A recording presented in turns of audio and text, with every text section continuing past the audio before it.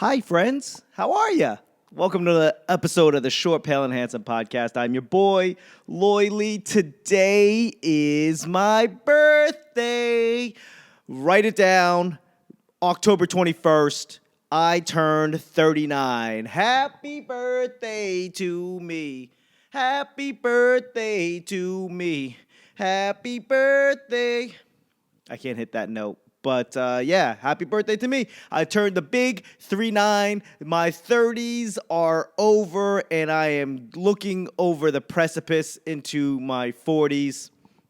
I don't know if that's the right term to use, but that's what I feel like. I feel like I'm looking over the ledge into my adulthood. I don't know. When can I retire? When can I say it's all over? I give up. I am done. When is that? I would like to know. And just roll over in my grave. How are ya? How's your ma? Tell her I said hello. 39. I will say that today is a Monday. That's why I'm here. I don't know if I've ever done a podcast on my actual birthday. I usually talk a lot of shit about it and just never do it on my birthday. But here I am. Here I am to podcast today. And I would say that yesterday my wife, I love my wife. I love my wife to death. And she's a sweetheart of a lady. And she's been asking me, she's been hounding me, what can I get you for your birthday? What can we do for your birthday? And I tell her, nothing. I don't want to do anything. I don't want to do anything. And I just want to, lay low. And I know, here's the thing, gentlemen. If you don't know, that a lot of times, a lot of these celebrations have literally nothing to do with you. You are there, and you are the reason for celebration, but your participation is barely required. And I love my wife to death, and she wants the best for me, but I don't want to do anything. And that's never really the right answer. That's never the right answer. What do you want? Nothing. What do you want to do? Nothing. Not a thing. I don't want to do anything. And it's not because I'm an old curmudgeon. I just have issues. I don't know. My mother loved me too much. My dad not enough. I'm not quite sure what it is. But I'll tell you, I deal with it. We've been together 10 years now, and every year it's the same rigmarole. What do you want to do? Nothing. What do you want? Nothing. At this point, I got to go out and find something that I need and or want and just hold off and tell her, this is what I want. This is what I want to do. And so, she puts up with me. She tolerates me because she loves me. But I don't know. Let's not wait till the water runs dry.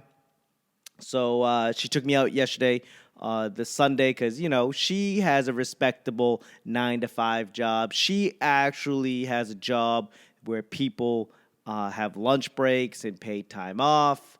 She has a job where, she clocks in, punches the time card, fucking whistle blows. She clocks out, slides down the back of a brontosaurus, comes home to this guy. I make her dinner, and then I leave. I go out and tell my dick jokes to a room full of strangers, and then I come home, and she's asleep. And apparently, it seems to work okay, but you got to kind of come up with a reason to go, let me rephrase that. You got to find a place to go when she has a reason to go there. And you go, hey, the reason is my birthday. Hey, let's go out for lunch. She goes, dinner and drinks? No. Nope. Just lunch. Just lunch. And we're not huge eaters. We like to eat. And I know by the look of my phenomenal dad bod, you go, oh, you must eat a lot. I don't actually eat a lot. I don't really have a big appetite. But one of the things that we've been doing since we've been here in D.C. is been going to this Italian place called Filipino. And apparently it's like the shit. And I enjoy it. I enjoy it thoroughly. It reminds me very much like, Boston. It reminds me kind of like North End. And for me, I enjoy Italian food. But I'm starting to realize that I can't eat it because I get, sleepy. like all the carbs, the carb overload. It just says, my body says, hey, shut it down. You're making horrible decisions. We'll take over from here. And the body takes the wheel because it's like maybe just like a self-preservation thing. And it just says, we can't be having this. So we went there. We went there when it opened because, you know how much your boy loves a crowd. I fucking hate it. I hate having a crowd. I hate dealing with the crowd. I hate waiting. Like, at this point, I will pay a cover to go into a bar for two reasons. One, so I don't have to wait in line.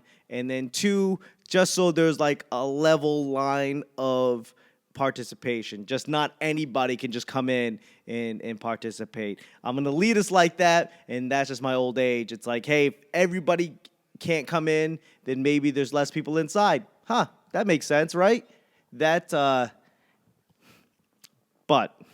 So I avoid crowds, right? I try to show up when shit opens.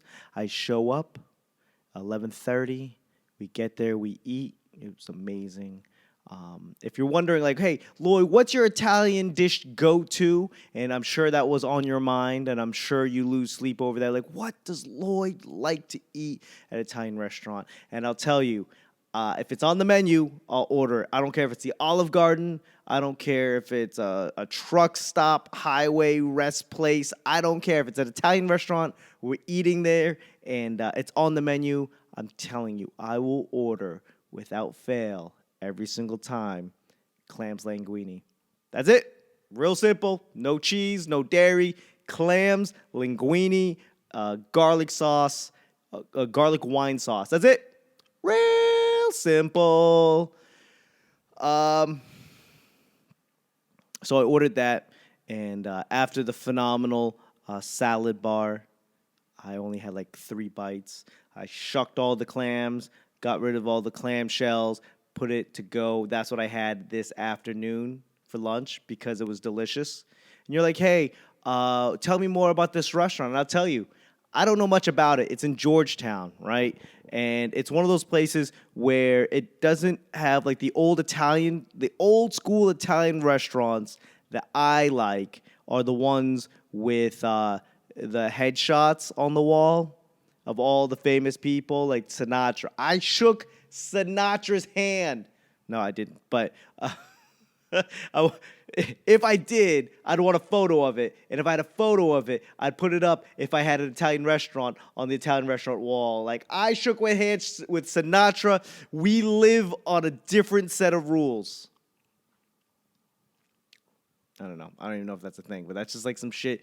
That's just some shit that old school heads would tell you. You shook Sinatra's hand. You live to a higher standard. I don't know what that means. But, so this place doesn't have the headshots on the wall, and it doesn't have the wine bottle with the wicker protector around it. I don't know. If you've been to like an old school Italian restaurant, you'd understand what I'm saying. Normally, like, there's these wine bottles, and they've got like a wicker cover around it, and then they put a candle in it, and then over the years, all the different colors of candle wax is on the bottle outside. That's the shit that I like. I like the patio barbecue table, the red stripes. Basically, I like Maggiano's. I like the Maggiano's ambiance. They said, hey, let's go to Little Italy. Let's find the most stereotypical Little Italy restaurant and just remake all of the stereotypes that is this restaurant, and we'll make it a chain called Maggiano's. But basically, whatever restaurant they mimic that after, that's the restaurant that I like, right? Forget about it. Like, I want to go to a place where I might see mobsters come in, and I might see a mobster get whacked. I'm just saying that's the place that I enjoy. And this place was kind of like that. The food, excellent. The ambiance, a little too Georgetown for me, but it's fine. It's fine. What was I going to say? So as opposed to having all of the headshots on the wall of all the famous people that have eaten there. They scribe it on the outside of their menu, right? It's like all of the people on the menu apparently have eaten there. Presidents, vice presidents, Secretary of State, Secretary of Defense, presidential secretaries have eaten there. You got actors and actresses and all of the... Will Smith has eaten at Philomena's, and apparently because they've eaten there, they think that I want to eat there because I sat down and it said it on the menu, which I think defeats the purpose because I'm already there. I'm already eating. I'm already ordering. If I'm looking at the menu, telling me who is eating there is too late. I'm already there. I mean, what kind of savage would you be when you go to an Italian restaurant and the food is all Italian food and you look at the menu and go, nah, I give up. I don't want to eat here. But then you look at the outside of the menu and it says, hey, Stevie Wonder has eaten here. Oh, Stevie Wonder. There is superstitious writings on the wall? No, there are superstitious writings on the menu cover. 13th presidents have eaten there. I don't know. I just thought it was funny because I feel like the menus were kind of like the wall outside the Comedy Store, where if you get past, you get your name on the wall. My name is not there if you're looking. If you're like, hey, where's Loy's name outside? I have not been passed at the Comedy Store, which is fine.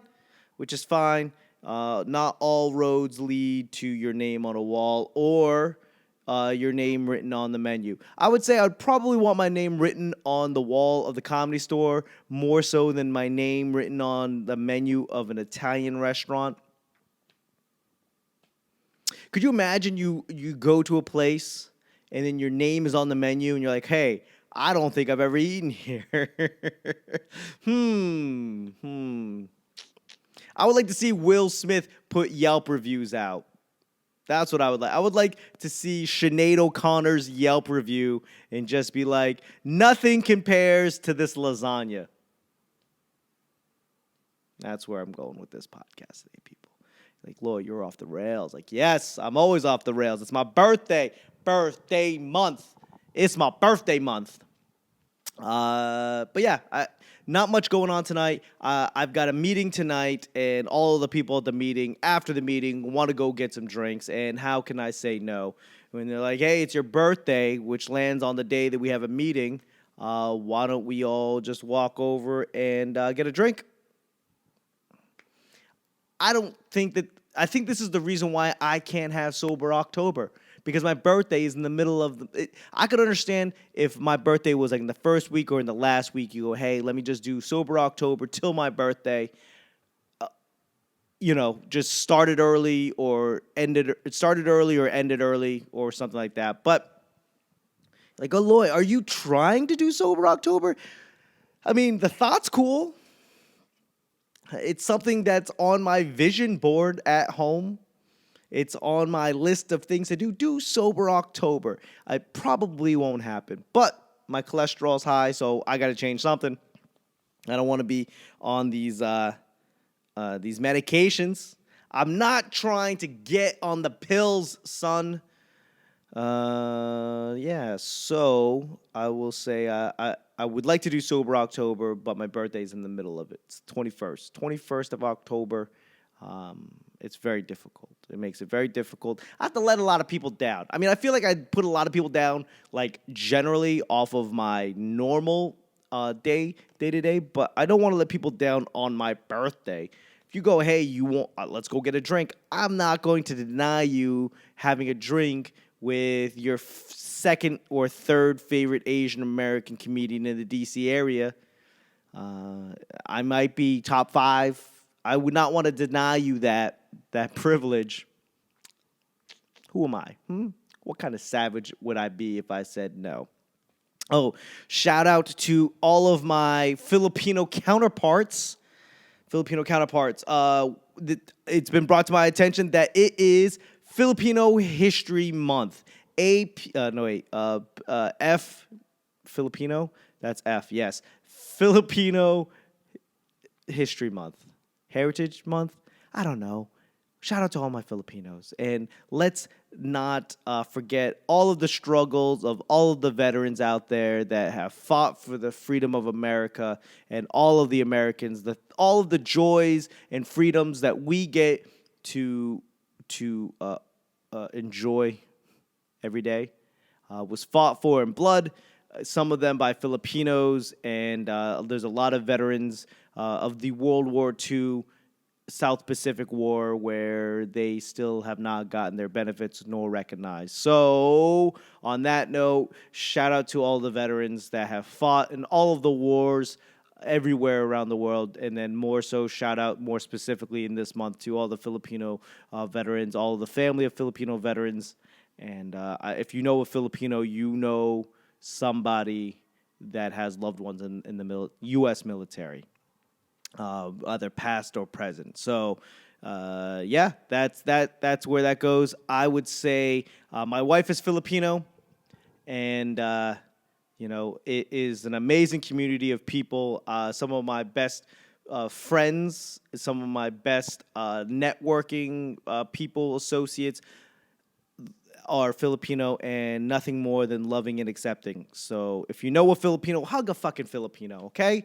Find one, hug them, tell them, hey, fuck yeah.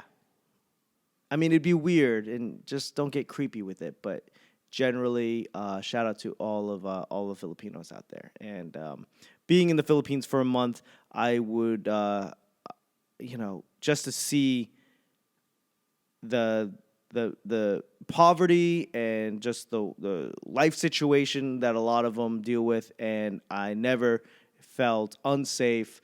Never was there not a smiling face amongst in the crowd. So my heart does go out to the Philippines and all the Filipino people out there. I don't know where I'm going with this. I'm just getting sentimental in my old age. Oh my God, Granddaddy is losing his mind. Lloyd does not know what he's talking about. What have I been? Have I gone out this week? I have gone out. I had a meeting on Saturday. Went well. Good business opportunity for me. I'm riding high on my sales, and then I go to a show and I eat a pile of dick. And it was an apartment show, they're usually pretty fun. People are relaxed. They live at home. They're in their neighbors. So if you're not familiar, we do apartment shows. They're starting to be common, where you got these big, fancy, schmancy apartment buildings, and they've got like a nice clubhouse. So comedians put on shows. It's fun, It's a free show. It's for the residents, and normally I do well, but not that day. I was riding high, feeling myself. I flew too high to the sun, and I walked out of that being like, damn, what happened there? I didn't know. I didn't know where I was going with any of the jokes. I was just out of it. I guess, you still need to stay focused in the game. Kobe Bryant could beat you, hands tied behind his back, eyes closed, but that doesn't mean he's going to do it. He's still got to stay focused, and I think that's what I got to remember. At the end of the day, work is still work. You could be great at it, or you could be pass or fail. Just over average, just good at it, but you still got to stay focused, stay in the moment. And that's what I learned today, Saturday, was, doesn't matter what you got going into it. That wasn't English, Loy. It doesn't matter what you had going into this situation. You still got to deal with this situation. And I didn't. And I just kind of looked at the showrunner like, I mean, you saw it, right? And he was super nice. He was like, yeah, I mean, shit happens, I mean, I probably won't get booked anytime soon, but, it's like, he's like, you went out there. You did your thing. That's all I ask. And that's funny because now that I am running a show Thursday nights, Catonsville, Maryland, called State Fair, and it's a late night. Some, comics, it's an open mic. It's so low risk. It's an open mic. You try out some new material. A lot of the time, crowd's not even listening. A lot of time, half the crowd's not even there for the show. So it's like super low risk. Just go out there, do your thing. And sometimes it's just, even though nobody's listening, it's still pretty bad. Some comics are like, fuck, I'm sorry, bro. I don't know what happened. And I felt like that. I felt like that on Saturday. You know, you just kind of look at your hands and just go, fuck, what am I doing? Is it too late to go to school? And I just went home. And, you know, my wife was like, hey, you had a good meeting. You know, why would you subject yourself to sometimes you just got to learn to quit. And she's right most days. But we got into an argument because I was in my feelings and I was like, you know, no, I need to be better. I need to be automatic. I need to be able to go in there, forget what I got going on in the world, shut it down, go do my show, knock it out of the park, and then come home, right? Is that not the dream? Like, listen, I don't know what you do for work, but can you go into your work and just kind of make like a passing day and just clock out? Didn't really do anything, but didn't burn that place down. That's what I want in comedy. I want, if I need to, just be able to like, hey, let me just sit at my desk. Here's these jokes. Laugh, joke, good night. That's it.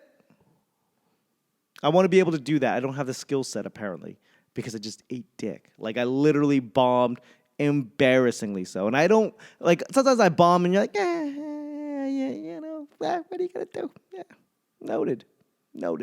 And sometimes I bomb and just like, wow. You start rethinking religion. Wow, would Jesus do this? At least Jesus could feed everybody, get people drunk. So that was rough, and I kind of went home, and what I should have done was I should have went out and then redeemed myself at another show.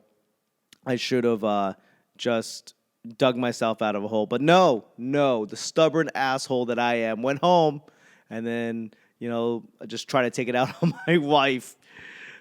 Just verbally beat her a little bit. She doesn't stand for any of that shit. She was like, "Hey, you're a fucking idiot. You should have came home after the meeting," and she wouldn't be wrong. So there's that. What else have I done? So there's that. I've been watching a lot of TV lately, which is probably not good for my comedy. There's like this very interesting cross section of my time where I will either be writing a lot and watching almost no TV, or it's the exact opposite. I'm watching a shit ton of TV and I'm writing very, very little. And then I go out and eat dick, and I don't know why. So it's partly because I'm watching a lot of TV. I've been watching this show that was on Amazon Prime. I don't know, brag. Amazon Prime member, 5% off Whole Foods, free shipping on a million products. I will say I've been watching this show that Amazon was like, hey, since you watched Turn, this Revolutionary War spy show that went on for like 4 seasons, you might like Poldark. And you're like, what's Poldark? I didn't know. I saw a picture. Looked a lot like Chris D'Elia. Shout out to Chris D'Elia. And I was like, oh shit, Chris D'Elia has his own show now. That's not Undateable. It's a different show. Apparently it's a Revolutionary War. A British soldier in the Revolutionary War comes home only to find out that the woman he was supposed to marry is marrying his cousin. And his father's dead. And his estate is in ruin. So he comes back and he tries to fight back all of the, I don't know. But it's like 5 seasons, and I've never heard of this. And it's not Chris D'Elia, it's somebody else. It's somebody else, not Chris D'Elia, but it looks just like Chris D'Elia. But way not as funny. Shout out to Chris D'Elia. I will say I'm fascinated with shows that I don't really care about much. I don't care about, these people don't exist, right? It takes place in a place that I'm probably never gonna visit during a time that I care very little about. in a section of the world that I could kind of care less. But yet, the show is not amazing, but it is just good enough where I'm like, what's another hour? Play. Do you want to continue? Fuck yeah, I want to continue. Are you still there? Fuck yeah, I'm still there. Play it. Don't deny me episode 7, season 3. Give me that. 6 hours later, I'm only 5 episodes in. I don't know. Still don't know what's going on. Except for he's a Revolutionary War guy. He's out there fighting for his land, and he's a man of the people, and he's kind of a dick. I don't know. That's all I got. That's my synopsis of Poldark. It's a dude being a dude. Revolutionary War times, back in England, being a dude, doing dude things. Do I like it? I like it okay. Is it Downton Abbey? No. But I kind of throw it all in the same, like, I'm already 3 seasons in. Why not? 5 seasons. What's another 17 hours? Fuck it. Let's throw it away. Let's throw your whole career away, Loy. Let's watch Poldark. If you get a chance, tell me what you think. Poldark. Poldark. It's like a shitty name. It's like a shitty last name that you're going to name the show after. It's like Poldark. Like, maybe it's just the cross-section of, like, the country. Is that a popular name? Is that like Johnson, but in England? I don't know. It's very difficult for me. I still don't like it because, that Boston accent shows up. Poldark. Hey, throw in another episode of Poldark. What do you say? Poldark.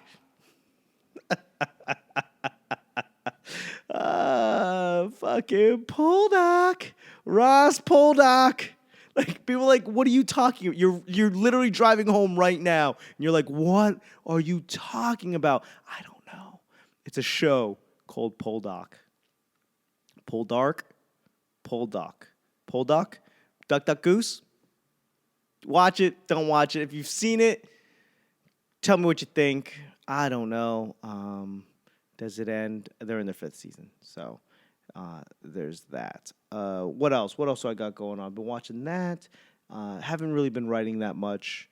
And I think the thing that I'm starting to see that there is a correlation between how much I love the shit that I'm writing and how much of it I write. If I love it, I'm writing a shit ton of it. It's like cake. You learn how to make a cake from scratch, you're making shit tons of cake. Doesn't matter, right? You're gonna experiment, you're gonna try it, you're gonna try some other things, you're gonna make little ones, you're gonna make big ones, right? You're just gonna try it because you love it. You love eating it, you love everything about it. But when you hate it, like how many people are making quiche? Nobody fucking likes quiche. Nobody's experimenting with quiche.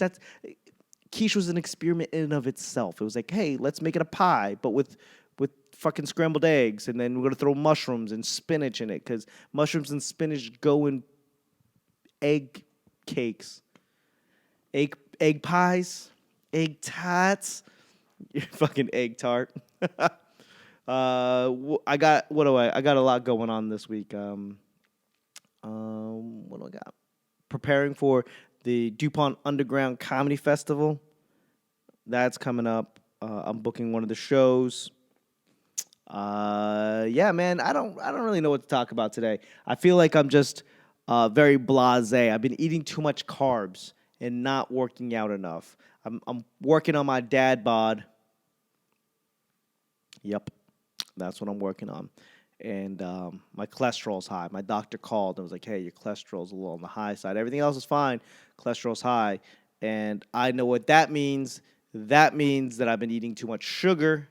I could tell because just like trees, you could just see rings on my stomach and be like, oh, I could see all the years of sugar just sitting around my waist, sitting around the trunk of my life.